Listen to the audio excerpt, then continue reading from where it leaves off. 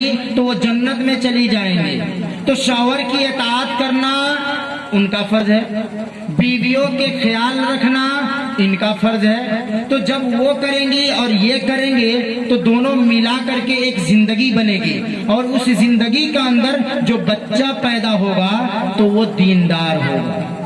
اب آپ لوگ سوچیں گے یہ کہاں کی بات کہاں آ کر کے پڑ گئی؟ بات یہ ہے کہ جب دونوں میں آپسی محبت ہوگی تو پھر ساس سسر ان لوگوں میں کسی سے کوئی لڑائی نہیں ہوگی۔ جب لڑائی گھر میں نہیں ہوگی تو ہر عورت چاہتی ہے کہ میرا بچہ پوری دنیا کی انسانیت میں سب سے اونچا مقام والا ہو۔ ہر آدمی یہ چاہتا ہے کہ میرا بچہ سب سے بڑا آدمی بنے، سب سے قابل آدمی بنے۔ جب ہم دونوں میں محبت ہے، ہمارے ماں اور باپ بھی محبت سے رہتے ہیں۔ ماں باپ کیا چاہیں گے ہمارے کہ میرا پوتا ہے، ہمارا نام روشن کرے گا، میں اس کا دادا ہوں، کندھوں پر بیٹھا کر کے لے جاؤں گا۔ لیکن کب؟ جب محبت ہوگی تب نا۔ وہ لے جا کر کے مدرسے میں داخلہ کرائیں گے، اسکول میں پڑھائیں گے، اسے اچھی تعلیم دلوائیں گے، اور اس سے کیا ہوگا کہ وہ لڑکا بڑا ہوگا تو پھر ہماری بات مانے گا، اور وہ والی بات نہیں آئے گی کہ مولوی صاحب کے پاس پوڑیاں لے کر کے جائیں گے پڑھوانے کے لیے کہ ہمارا بچہ ہماری بات نہیں مانتا ہے۔ تو اس حوالے سے اگر ہم نے اللہ کے لیے کیا، دیکھیے بات کہاں سے ہے یاد رکھیے گا کہ اگر ہم اللہ کے لیے کر رہے ہیں، من کان للہ، اگر ہم اللہ کے لیے ہیں، اللہ کے لیے کر رہے ہیں، جو بھی چیزیں اللہ نے حکم دیا ہے اپنی زندگی کے اندر داخل کر رہے ہیں، جس سے منع کیا ہے ہم اس سے رک جا رہے ہیں، تو پھر اللہ تعالی ہمارا ہو جائے گا، ہمارا سارا کام آسان ہو جائے گا، ہماری ساری مصیبتیں دور ہو جائیں گی۔ لیکن اس کے لیے شرط یہی ہے کہ ہم اللہ کے ہو جائیں، اللہ کے ہو جائیں۔ اللہ نے جیسا حکم دیا ہے ہم اس حکم پر عمل کرنے والے ہو جائیں۔ اللہ نے جیسا ہمیں سکھایا ہے اس سکھائے ہوئے باتوں کو اپنی زندگی میں داخل کر کے اس پر عمل کرنے والے ہو جائیں۔ اور میں چلتے چلتے یہ بات کہتے چلوں کہ جتنے لوگ یہاں پر آئے ہوئے ہیں، اگر واقعتاً اس لیے آئے ہیں کہ ہم یہاں سے کچھ لے کر کے جائیں گے، تو واقعتاً ان کے لیے ابھی تک بہت ساری باتیں آئی ہیں۔ عورتوں کے لیے مفتی صاحب نے بتایا 4 باتیں گنا کر کے، اور آپ لوگوں کے لیے میں کچھ گنا دیتا ہوں، اسے ہم لے کر کے جائیں تو انشاءاللہ ثم انشاءاللہ یہ چھوٹا سا پروگرام ہے، لیکن ہماری زندگی میں اگر اس میں سے ایک بات بھی آ گئی نا تو آپ کے لیے بھی اور ہمارے لیے بھی یہ پروگرام کامیاب ہو جائے گا، اور اللہ تعالیٰ اسی کے ذریعے ہماری دنیا اور آخرت دونوں کو سنوار دے گا۔ میں نے کہا نا من کان للہ کان اللہ لہ۔ اللہ تعالیٰ دیکھیے قرآن میں کیا فرمایا، رضی اللہ عنہم ورضوا۔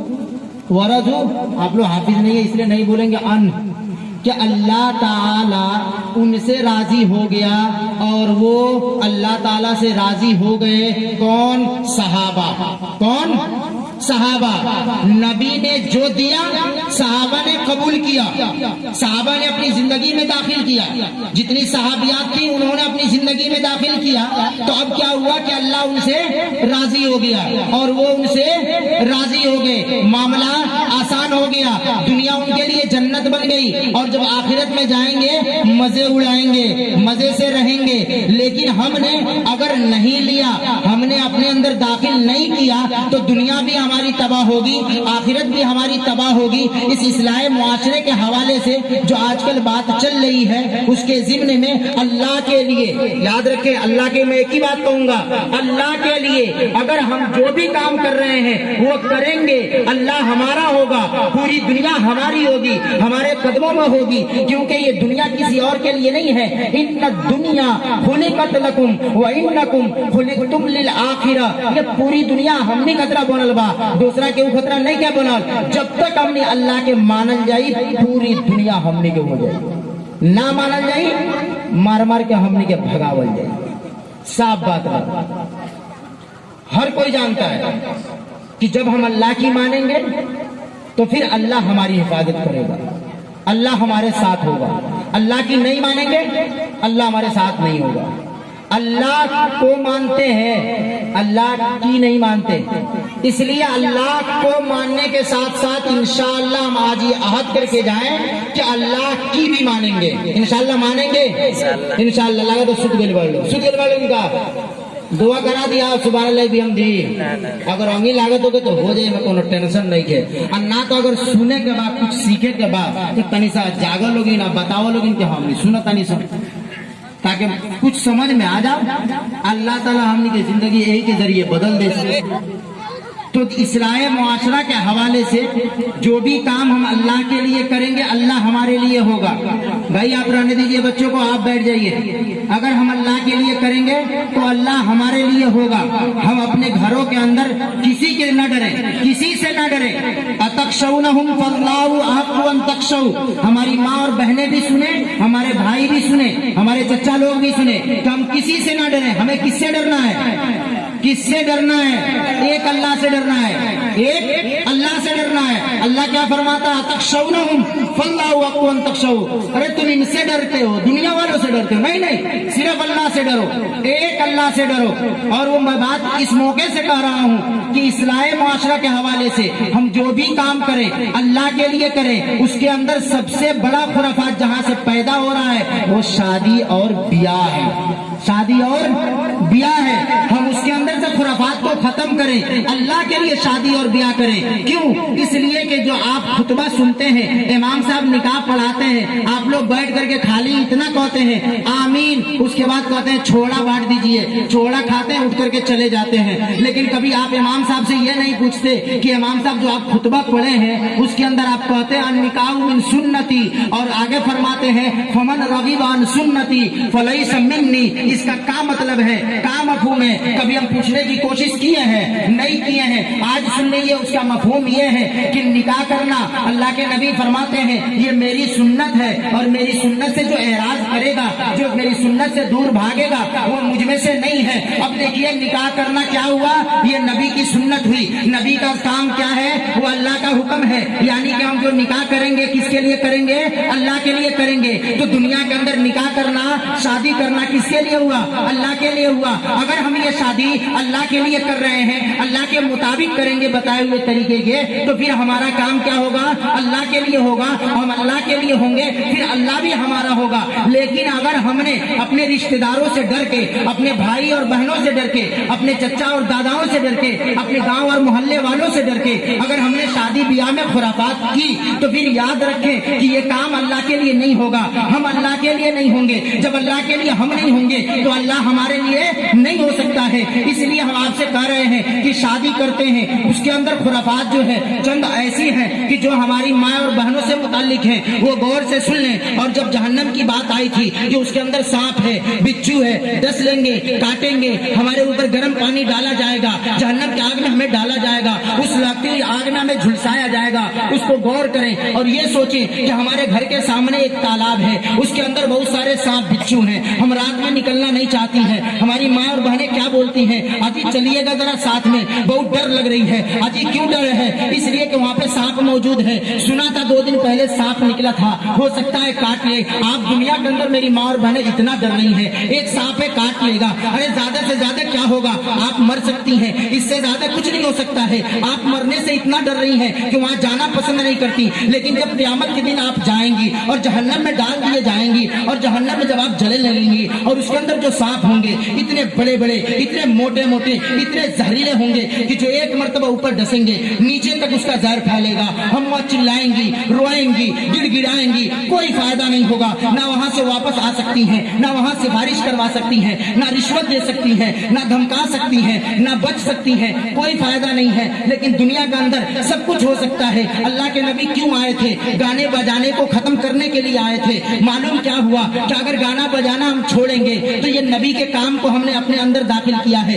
نبی کا کام کس کا کام ہے؟ اللہ کا کام ہے. ہم اللہ کے کام کو کریں گے, اللہ کے لیے کریں گے, پھر اللہ ہمارے لیے ہو جائے گا. ہمارے پورے دنیا سے ڈرنے کی کوئی ضرورت نہیں رہ جائے گی. اس لیے میں آپ سے کہتا ہوں کہ جو ہم شادی بیاہ کے اندر خرافات کرتی ہیں, ہماری ماں اور بہنیں یہ بتائیں کہ ہمارے گھر کے اندر ایک ٹیول لگا ہوا ہے, اس ٹیول سے ہم برسوں نہاتے ہیں, سال بھر نہاتے ہیں. بچہ پیدا ہوا تھا تب سے اسی ٹیول سے نہلا رہے تھے. شادی کا دن آیا, شادی کا دن آیا, کل بارات جانے والی ہے, آج رات میں کیا کرتی ہیں؟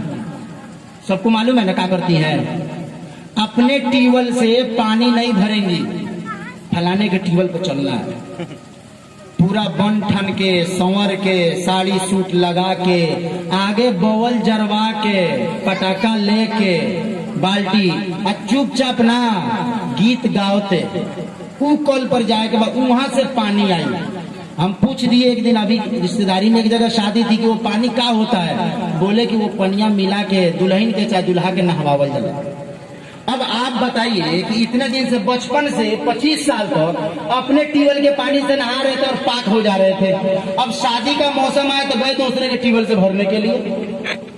اس کے آگے بڑھیے، جب سے ہم اتنے سے 6 سال 8 سال ہوئی ہماری عمر، تو ماں نے کہا کہ بیٹی آٹا گوندھ دو، ہم آٹا گوندھنے لگی، کھانا بنانے لگی۔ جب بڑی ہو گئی، ہماری شادی بیاہ ہو رہی ہے، تو اب کیا ہوگا کہ اس رات میں ٹھیکوا بنتا ہے۔ اس سے پہلے روٹی ہم کنٹل بنا چکے ہیں، کبھی اس کے آٹا گوندھنے کے لیے گانا نہیں گائی ہے، کبھی گیت نہیں گائی ہے، لیکن اس رات میں کیا کہتی ہیں؟ اگر منع کیا جائے ارے مت گاؤ تو کیا کہتی ہیں؟ آٹوا کے طرح گدائی بنا گیت کے۔